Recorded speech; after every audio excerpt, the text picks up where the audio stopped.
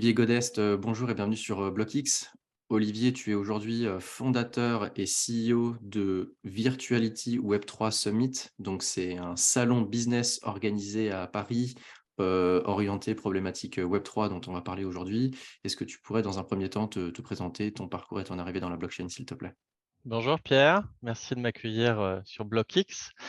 Je vais te faire un petit résumé très rapide. Alors pas forcément de tout mon parcours parce que j'ai une vie professionnelle de quelques années maintenant, mais voilà, moi j'ai un background plutôt orienté stratégie de communication et on va dire qu'au travers de mon parcours professionnel, j'ai aussi pas mal travaillé sur évidemment de l'événementiel et on va dire principalement sur des thématiques, orientées digitales. Voilà, donc j'ai accompagné, plusieurs, grands groupes, j'ai accompagné aussi des marques, plutôt dans le cadre de missions de conseil, sur, voilà la bonne prise en main de ces outils digitaux et j'ai fait le choix en 2015 de me mettre en indépendant, de rejoindre la fratrie des entrepreneurs et j'ai lancé en 2017, enfin, on a commencé en 2016, mais la première édition a commencé en 2017, un salon donc qui s'appelle effectivement, enfin qui s'appelait parce qu'on a fait un petit changement de nom cette année, mais Virtuality, qui était orienté, sur les thématiques, des technologies immersives, donc réalité virtuelle, réalité augmentée. On a organisé ce salon donc, la première édition en 2017 et on l'a fait pendant 3 ans à l'époque au 104 à Paris. Et puis, entre-temps, le covid nous a rattrapés malheureusement et donc, en 2020, on a fait aussi nos premiers pas, j'ai envie de dire, dans le métaverse, puisque c'est le terme aujourd'hui, qu'on utilise souvent pour parler de monde virtuel et on a donc organisé une version totalement digitale et donc dans un monde virtuel de Virtuality en décembre 2020 et 2021 était une année un peu plus de réflexion puisqu'on ne pouvait pas vraiment travailler, comme on le voulait et à cette période-là, j'ai beaucoup pris de temps pour me former, on va dire, de manière, plus, concrète sur les sujets de blockchain. Alors moi, je suis pas un faiseur de blockchain, mais c'est déjà pas facile de comprendre comment tout ça fonctionne et en fait, je suis tombé amoureux de la tech et de tout ce qu'elle peut apporter et puis on va dire aussi de la philosophie générale qui se dégage de la communauté qui travaille sur ces sujets-là et c'est pour ça que j'ai fait le choix en 2021, je crois que c'était 15 jours avant que Facebook devienne Meta, de faire un changement éditorial pour le salon et donc de l'orienter sur les thématiques Web3. Donc Web3 pour nous, c'est 3 grands thèmes, c'est les blockchains, les métaverses et les technologies immersives. OK, ouais, très, très clair. C'est donc tu as fait ce choix-là, tu étais avant dans les réalités augmentées et réalité virtuelle, Mmh, de passer, vraiment, de switcher un petit peu sur tout cet aspect, Web3 qui est quand même, assez très porteur et en l'occurrence d'arriver 15 jours avant que le jour où Zuckerberg l'a annoncé, je pense que tu devais te dire, ouais. «Bon, bah, j'arrive au j'arrive au bon moment». Donc c'est depuis 2017 et depuis et le rebranding Web3 a été fait, cette année, Ouais. pour un premier événement vraiment dédié, Web3 en mars 2023, c'est ça? Alors pas exactement, c'est-à-dire qu'on a fait cette transition déjà cette année, en 2022. Donc 2021, on a lancé le nouveau format, on va dire, sur le papier. Maintenant après, il fallait arriver à le sortir concrètement, donc on a déménagé au Carreau du Temple. Donc ça, c'était prévu de longue date, mais en 2021, on va dire, je me pose la question de: «OK, moi j'ai envie de parler de blockchain». On a un salon qui traite de technologie immersive, mais sincèrement, on avait un marché aussi qui s'était beaucoup contracté, de ce côté-là. La crise covid avait fait aussi que j'avais perdu beaucoup de clients historiques, qui, malheureusement, n'ont pas forcément survécu à cette crise-là et puis surtout, j'avais aussi envie, après 3 ans, on a dû organiser, je pense, plus d'une centaine de conférences sur ces sujets-là. On a présenté beaucoup d'exposants, de cas d'usage. Je sentais qu'il y avait besoin d'enrichir aussi vis-à-vis de notre audience, parce qu'un salon, ce qui fait sa force et sa richesse, c'est aussi l'audience qui y vient, et donc il faut être intéressant pour cette audience et me disant que moi, en tout cas à titre personnel, ayant été passionné parce que je découvrais en fait là sur ces derniers mois sur les sujets de blockchain, en plus je voyais bien comment il pouvait y avoir des connexions avec, l'économie de créateurs que je côtoie depuis déjà plusieurs années. Je voulais pas non plus m'enfermer dans le sujet des comment dire? Des casques de réalité virtuelle ou du device pour faire de la réalité augmentée et en fait, donc le fait de parler de métaverse nous permettait aussi d'ouvrir un champ un petit peu plus large et en fait, à force de réfléchir sur tout ça, je me suis rendu compte qu'il y avait vraiment des vraies connexions qui existaient entre tous ces points-là et donc en 2022, on avait déjà fait ce choix d'avoir cette orientation, de 3 nouvelles grandes thématiques. Maintenant, ce qu'on trouvait pas encore exactement, c'était le bon terme parce que pour moi, ce qui était le bon terme pour parler de ces 3 thématiques, c'était le terme de métaverse et c'est pour ça que la signature de cette année, c'était Enter the Metaverse. Après le marché, en fait, on a un peu décidé autrement.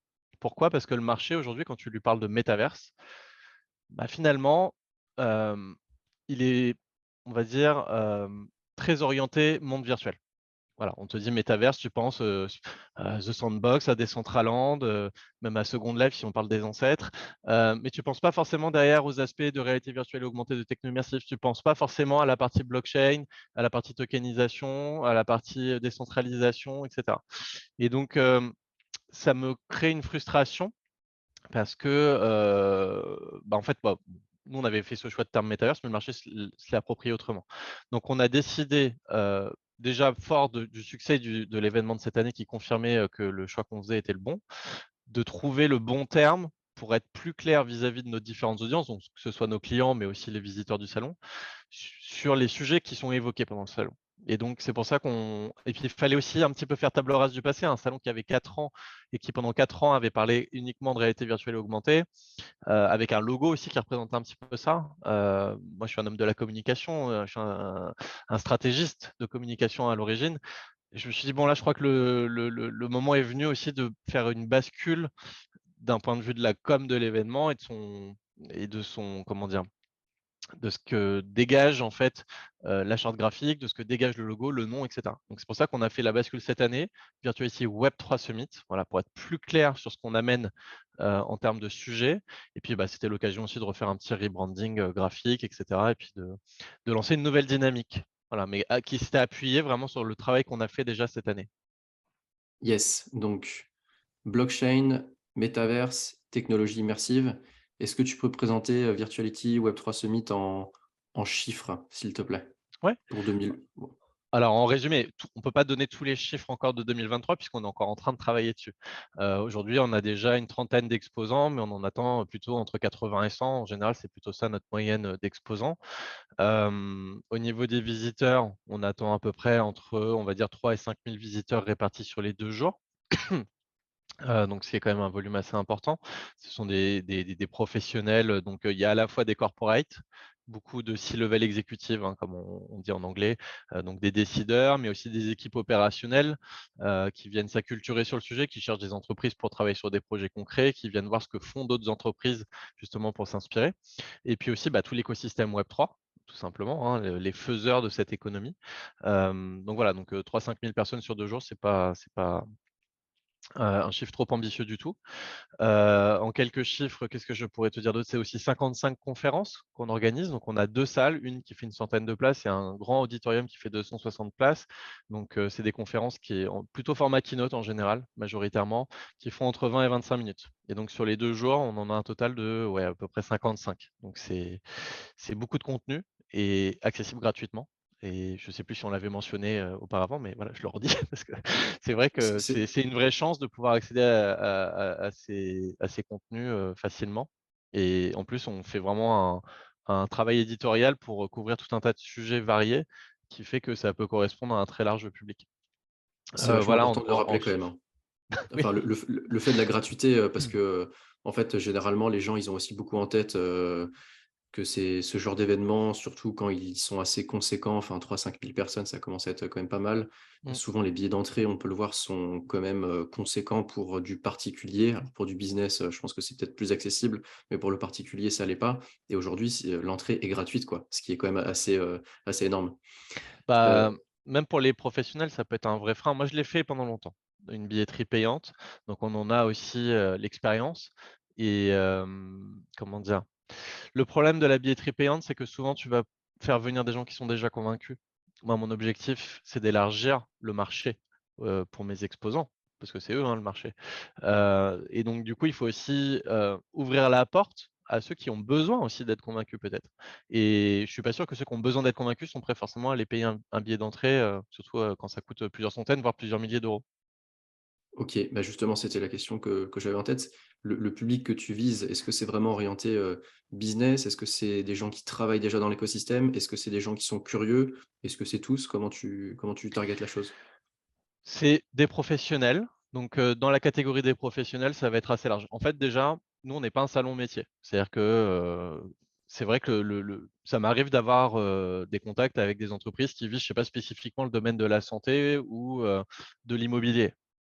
Malheureusement, le salon risque de pas forcément coller à leurs besoins puisque nous, on va à la fois, toucher toutes les industries, tous les corps de métier et donc en fait, on s'adresse plutôt, en termes d'exposants, de sponsors à des entreprises qui sont amenées à avoir un large spectre de clients.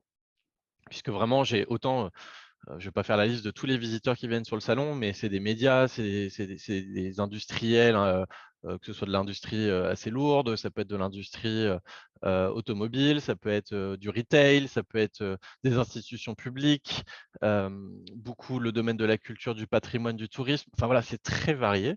Voilà, moi mon objectif, c'est qu'il y ait un maximum de professionnels qui viennent. Ces professionnels ensuite, ils peuvent être déjà convaincus, ils peuvent déjà avoir de l'expérience ou ils peuvent être simplement en recherche d'informations, en recherche d'acculturation pour mieux comprendre comment tout ça fonctionne. Ça, il y a pas de critères à l'entrée, on accueille tout le monde.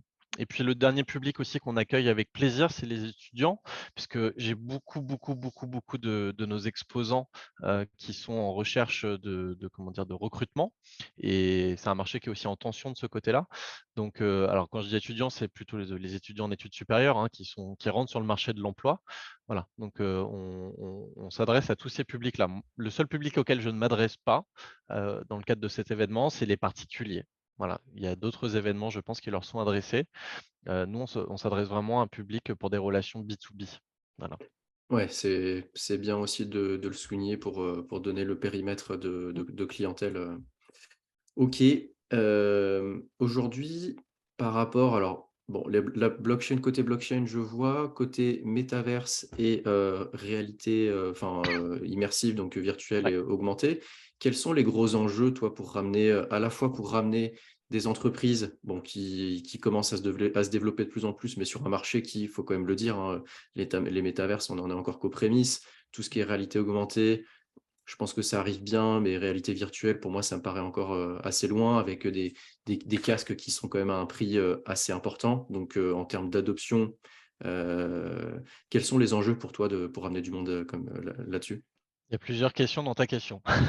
Donc, je vais essayer, d'y répondre, le plus synthétiquement et le plus largement possible. Hem, les enjeux, alors sur la partie métaverse. Donc nous, quand on dit, voilà, on a un pilier de l'éditorial du salon qui est métaverse/monde virtuel, on a une vision assez large de ce périmètre. C'est effectivement à la fois des mondes virtuels qui peuvent proposer, des solutions plutôt orientées grand public. Je pense à des The Sandbox, à des Decentraland, qui sont, on va dire, un peu les 2 majors sur le sujet, hem et de voir comment, par exemple, des professionnels du marketing et de la com peuvent s'approprier ces outils demain pour aller adresser une certaine audience, qui est l'audience de ces plateformes. Ça, c'est un exemple. Autre exemple, je vais aussi, par exemple, m'adresser à une population qui va être, les managers de manière générale dans les entreprises, les RH, les organismes de formation et voir, avec les exposants qu'on met, en face d'eux, comment ils peuvent utiliser des outils type monde virtuel, par exemple dans le cadre du télétravail, pour redonner un sentiment de présence, à des équipes qui sont parfois éloignées pendant une partie de la semaine, voire, en full remote pour certains. Ça, c'est encore un autre exemple. Ça peut être sur de la formation, effectivement, comment on fait de la formation à distance, autrement qu'avec du Zoom, mais avec des outils qui vont un peu plus loin. Tu parles du prix des casques de réalité virtuelle. Moi, je connais des entreprises qui sont d'ailleurs présentes sur le salon. Je sais qu'Antilogie, par exemple, peut proposer ce genre de service où on peut faire de l'envoi de casques à un certain nombre de personnes donc dans une entreprise, donc tu as un groupe de 10 personnes, tu organises une formation dans un environnement de réalité virtuelle et à la fin de cette formation, les gens renvoient comment dire, le casque de réalité virtuelle. Il y a même pas forcément besoin d'acheter et on peut le faire à distance aussi. Donc il y a plein de cas d'usage. En fait, pour moi, un des enjeux avec ce salon, c'est aussi de faire cohabiter ces différentes industries ensemble et de leur montrer quels sont les atouts de chacun de ces 3 piliers. Je sais qu'aujourd'hui, par exemple, dans mon écosystème de base qui est celui de la réalité virtuelle et augmentée, il y en a qui ont déjà un peu compris les enjeux de ce qu'on peut retrouver autour des NFT, autour de la propriété numérique, de la non-fongibilité des choses. Et en fait, c'est pour eux aussi des nouveaux modèles économiques. Mais maintenant, c'est, comment dire? Quelle blockchain utiliser? Avec quel type d'acteurs éventuellement nouer des partenariats pour faire en sorte que chacun dans son domaine de spécialité puisse apporter une plus-value et que derrière on ait des comment dire? Des projets qui soient plus riches. Ça, c'est un enjeu. Comment, justement un acteur qui va être plutôt sur la dimension, purement blockchain, peut éventuellement réfléchir à des solutions qu'il va être amené à proposer, à des acteurs qui proposent des solutions de monde virtuel, qu'ils soient en VR ou pas, à la limite, on s'en fiche. Voilà, qu'est-ce qu'on peut leur proposer, comme, service qui vont avoir une plus-value à la fin, dans le cadre de leur business. Donc voilà, donc en fait, tous ces moi j'ai des acteurs qui font déjà les 3 par exemple. Je connais des entreprises qui font à la fois de la VR, et qui travaillent avec la partie blockchain et qui ont eu cette dimension de alors par exemple dans le monde virtuel, pardon, je divague un petit peu, mais je reviens sur le sujet. On a aussi en tête, par exemple, tout ce qui est ce qu'on appelle le web spatial. C'est-à-dire que, le web 3D, au-delà de, je vais aller par exemple, sur Roblox et aller visiter le magasin de Walmart, qui est créé sur, Roblox et avoir des interactions là-dedans. Ma vision à plus long terme, mais voilà, elle est pas pour demain, mais elle est, d'un web qui s'insère dans nos vies quotidiennes. Alors, avec quel device? Moi, je pense à des lunettes qui un jour arriveront, que ce soit Apple ou un autre qui les sorte, mais en tout cas, je sais qu'ils travaillent tous là-dessus, c'est une évidence. Et Ouais. c'est plutôt cette dimension de 3D qui s'insère directement dans notre monde physique. Parce que quand on prend métaverse, alors là, je vais revenir un petit peu sur ma vision de ce que c'est le métaverse, au-delà de l'aspect très monde virtuel qu'on a aujourd'hui. Méta, ça veut dire par-dessus, et verse, c'est univers. Donc, c'est par-dessus un univers. L'univers, qui est le nôtre, pour moi, il y a des choses qui peuvent venir par-dessus, mais au-delà d'un écran de PC. Voilà, maintenant on n'a pas aujourd'hui clairement le hardware pour le faire. Mais, demain, de se dire que, on pourra, potentiellement faire apparaître des objets 3D qui sont effectivement hébergés sous forme de NFT, donc, qui sont uniques et qu'on peut faire apparaître chez nous et qu'on peut montrer aux autres, voilà, je trouve ça plus profond aujourd'hui, que le simple, accès via une sorte de jeu vidéo et que je ne remets pas en cause, qui est très intéressant, mais qui est une partie pour moi de l'équation. Et donc voilà, en fait, c'est ça tous les enjeux. C'est hyper riche, c'est des enjeux à la fois de connexion entre des acteurs, des enjeux de développement de la technologie, des enjeux d'appropriation par les marques et des enjeux, de cas d'usage pour l'utilisateur final. Parce que la techno, c'est bien beau, mais après, c'est comment les gens vont l'utiliser qui va dégager un véritable intérêt. Et donc en fait, on est en train de construire tout ça avec cet écosystème. Sans parler de tous les aspects sociétaux qui peuvent être hyper intéressants. On a par exemple une conférence qui va être organisée, donc une keynote qui est, faite par Marie Robin, qui travaille spécifiquement sur les sujets, du monde du travail à l'heure du web 3. Je ne vais pas rentrer dans le détail de tout, mais, quand on parle de DAO aujourd'hui, pour ceux qui connaissent un peu le sujet, de smart contract, comment dire? D'intelligence collective et de production collective, hem, c'est hyper intéressant d'imaginer comment les entreprises de demain pourraient être amenées à se construire, non pas autour d'un système pyramidal tel qu'on le connaît aujourd'hui, mais en fait, autour d'un système alors, aujourd'hui qu'on sait, on va dire dans le, en en fond qui fonctionne en blockchain, mais finalement, c'est pas le plus important pour l'utilisateur final, mais qui va pouvoir se créer autour d'un pôle de compétences où plusieurs personnes vont venir rejoindre en fait un projet, vont tous être connectés à ce projet par un système de blockchain qui fait qu'ils ont des contrats les uns avec les autres, et cetera, et que la réussite de ce projet sera bénéfique pour tous. Je trouve ça, Ouais. incroyable parce que du coup, ça révolutionne tout et ça, c'est un exemple. Il y a plein de choses à imaginer et donc on essaye de construire tout ça, en le présentant, on va dire, en défrichant le terrain, au travers des conférences aussi et puis via, la présentation de tous ces exposants qui, en fait, travaillent sur ces sujets et qui, petit bout par petit bout, en fait, nous amènent vers un futur qui peut être hyper intéressant. Yes. Bah, alors moi, c'est vraiment un avis personnel, tout ce qui va être, AR, je vois un peu ce que ça peut apporter au quotidien. Tout ce qui va être VR, alors je suis pas du tout gamer, donc c'est peut-être ça qui me manque, peut-être un petit peu pour, donner un avis, plus pertinent, mais à la fois je le donne comme moi je l'ai. Tout ce qui est VR, je reste encore assez perplexe, hein, par rapport à ce qui est en train de se construire, par rapport à ce qui est en train de se faire. C'est sûr qu'il y a beaucoup de choses à faire, mais moi je parle vraiment dans l'état de l'art, de ce qui est Mmh. fait aujourd'hui. Bon, à voir et puis c'est vrai que, Je peux te donner 3 exemples concrets si tu veux pour essayer de te convaincre. Mais voilà, ça dépend comment on voit les choses.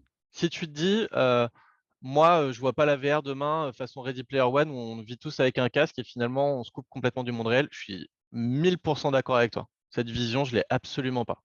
Maintenant, 3 exemples concrets. La VR pour les gamers. Donc effectivement, c'est pas gamer, alors tu te sens pas forcément concerné, mais pour ceux qui le sont, c'est assez intéressant aujourd'hui ce qu'on peut avoir comme expérience de VR. Maintenant, la vraie question, c'est effectivement, est-ce qu'il y a des gens qui reviennent régulièrement, qui une fois qu'ils ont épluché un peu un catalogue de gaming, est-ce qu'ils mettent pas le casque dans un tiroir? Ça, je peux pas dire. Mais en tout cas, il y a un vrai, marché là-dessus, que ce soit à la maison, mais aussi donc ce qu'on appelle le LBE, c'est-à-dire c'est toutes les salles d'arcade qui peuvent être amenées à proposer des expériences que tu peux pas faire chez toi parce qu'il faut du matériel un peu spécifique et cetera. Il y a des choses très intéressantes, il y a un véritable marché qui existe là-dessus. Donc ça, c'est si on va dire un marché assez grand public. Si tu prends en B2B, je peux essayer de trouver 2 exemples. Tu vas avoir par exemple le marché de la formation qui fonctionne très bien.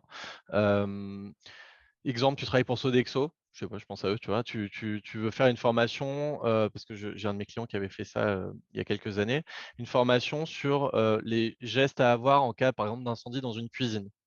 OK. Tu as 2 choix, soit tu fous le feu à une vraie cuisine et puis, tu mets les gens là-dedans avec un extincteur et puis tu les accompagnes avec un professionnel pour leur montrer. Mais bon, il y a des coûts, c'est assez important et puis, c'est un peu risqué, on peut dire aussi d'une certaine manière. Soit tu peux créer cette expérience en réalité virtuelle et en fait, alors oui, tu portes pas un vrai extincteur, quoique aujourd'hui on est capable de mêler, du physique à du virtuel. Et en fait, dans la partie réalité virtuelle, tu apprends à faire ces gestes et tu les apprends aussi bien. En fait, la mémorisation en termes de formation pour ce type de sujet est extrêmement bon et donc ça, c'est un bon exemple. 3e exemple, la collaboration à distance. Tu crées, par exemple, des choses pour de l'immobilier, tu veux faire de la co-création à distance entre plusieurs architectes et cetera. Tu leur mets un casque de réalité virtuelle tous ensemble. Ils peuvent, un à Singapour, l'autre à Paris, l'autre à New York et cetera, travailler autour d'une même maquette. Voilà. C'est 3 exemples. Maintenant, voilà, c'est des cas pratiques concrets et c'est pour ça que j'en reviens toujours à ce sujet des usages. La techno toute seule, ça vaut pas grand chose. Il faut qu'elle serve à quelque chose. Tu vois, si tu Ouais. as un tournevis, mais que tu as pas de vis, bah, ton tournevis, il sert à rien. Donc Non, non, mais je suis voilà. d'accord, hein. C'est par rapport à Ready Player One, effectivement, enfin, ceux qui sont en train de promouvoir un monde où on va tous être déconnectés comme ça, enfin, il y a la moitié de la planète aujourd'hui qui galère encore à acheter ses pâtes et des produits de première Bien nécessité. sûr, Donc, je pense qu'on bien n'en est sûr. pas encore, on n'en est pas encore là. J'en connais quelques-uns, mais il y en a quand même assez peu qui défendent cette vision, je crois. Oui. Non, par contre, après, moi, ce qui est assez fou, c'est que la technologie avance, extrêmement vite et c'est difficile de réussir, enfin, moi, c'est le delta entre la théorie, ce qu'on va pouvoir faire dans, 2, 3, 5 ans et de ce Mmh. qu'on est capable de faire, aujourd'hui, quoi. Donc tous tes cas d'usage, par exemple, aujourd'hui, on peut, co-créer, un Ouais, immeuble avec, tous les corps d'état, en réalité virtuelle aujourd'hui. ça, c'est des cas concrets et tu vois, pour le coup, moi, j'ai l'expérience de 2017. Je veux dire, sur le premier salon Virtuality, on avait beaucoup d'exposants qui te montraient des expériences donc de vidéo 360 où tu mettais ton téléphone dans un truc en carton.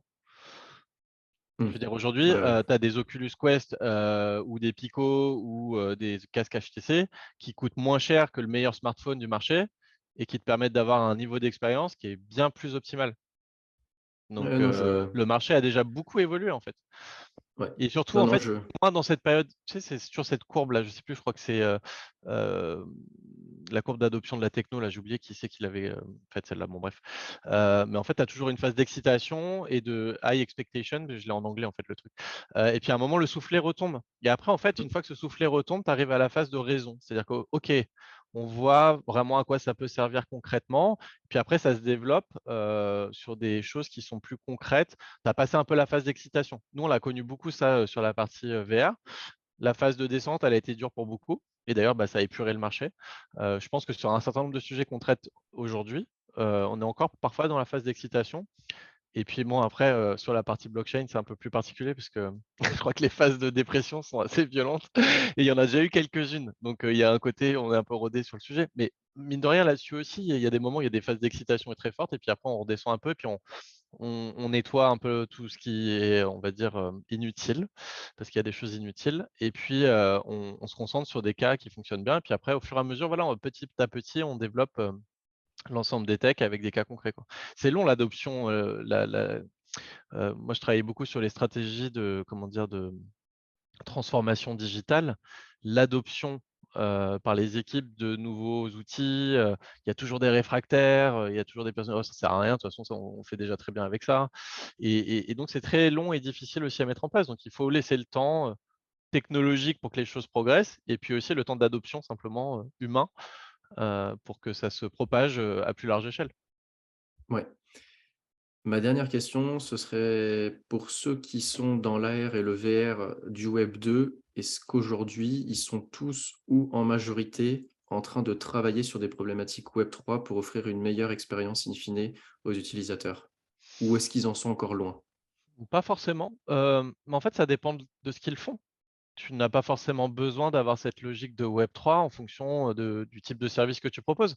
J'ai des clients, par exemple, tu vois, on a un village, sur le salon qui est un village, EdTech France, donc qui est un de nos partenaires. C'est une association qui regroupe des entreprises qui sont spécialisées sur le domaine des EdTech. Donc en gros, comment la technologie peut t'aider à mieux apprendre, mieux te former et cetera.